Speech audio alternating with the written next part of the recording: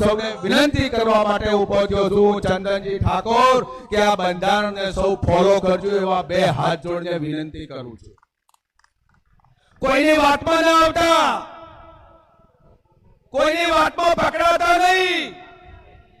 કોઈ સમાજમાં કોઈ એક બીજો ભેગો થાય, કોઈ પાર્ટી વાળો ભેગો થાય, બીજી પાર્ટી વાળો ભેગો થાય અને એ દાડે એમ કે મારે તો લગ્ન આવી રીતે કરવા છે, તે દાડે બે પાર્ટી વાળાને જતા કરજો પણ બંધારણને ના જતું કરતા એવી વિનંતી કરવા માટે આવ્યો છે.